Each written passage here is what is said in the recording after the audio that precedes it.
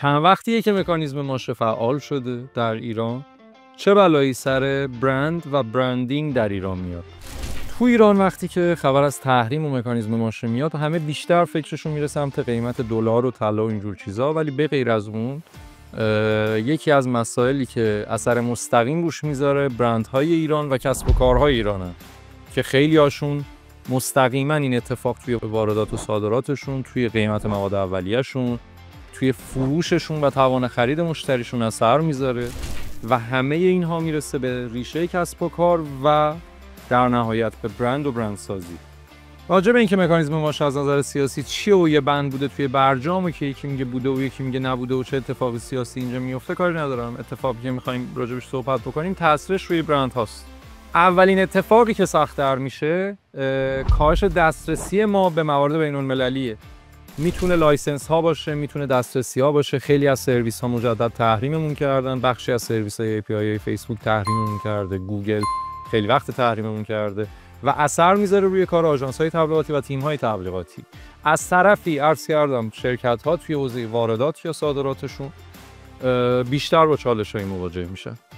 قسمت دوم، بی‌ثباتی اقتصادی باعث میشه که مردم سطح و توان خریدشون کمتر بشه و از برندهای کمتری خرید بکنن یا خرید نکنن یا حجم خریدشون رو کاهش بدن.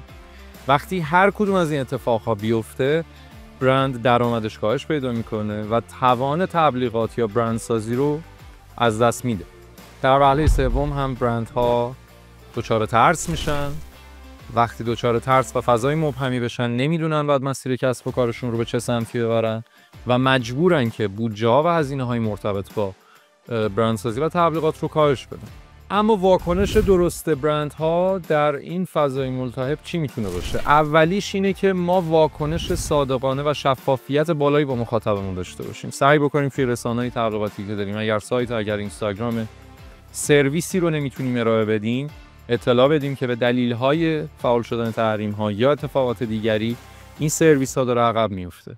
به عنوان مثال یکی از کارفرما رو مصاحبهشون رو میشنیدم که میگفتش که آقا ما ترکیه می‌خواستیم بار ارسال بکنیم و باری که قول مثلا اول ماه رو دادن با 3 هفته تأخیر تونستن بار ارسال بکنن اون سمت و همین رو وقتی که شفاف نکنن برای مشتریشون باعث برندسازی منفی میشه. در نتیجه مهمترین کاری که الان باید انجام بدیم شفاف سازی و توضیح صادقانه در رسانه‌هامون به مشتری. کار دومی که باید انجام بدیم بومی سازی پلتفرم هایی که داریم. به عنوان مثال اگر ما الان داریم روی اینستاگرام و تلگرام و خیلی از رسانه‌های خارجی کار می‌کنیم، حتما سایت خودمون رو بسازیم، روی اون فعالیت داشته باشیم که اگر هر کدوم از این پلتفرم ها آسیب دید بتونیم روی پلتفرم بومی که وبسایت خودمون هست فعالیت داشته باشیم. راجع به اینستاگرام های ایرانی و پلتفرم های بومی داخلی هم صحبتی نمی‌کنم که بله.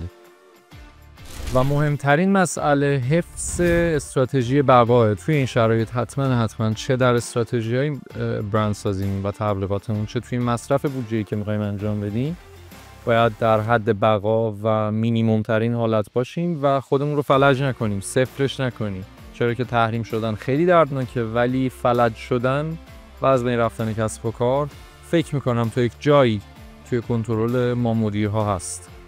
اگر نظری راجع به تاثیر فعال شدن مکانیزم ماشه روی برندت و روی تبلیغاتت داری حتما برامون کامنت کن تا بتونیم با هم دیگه از دل این بحران هم عبور بکنیم. ایران بحران‌های خیلی زیادی رو به خودش دیده. درسته یکی از سخت‌ترین هاش سال 404 و این بحران هاست ولی امیدوارم که ازش بگذریم.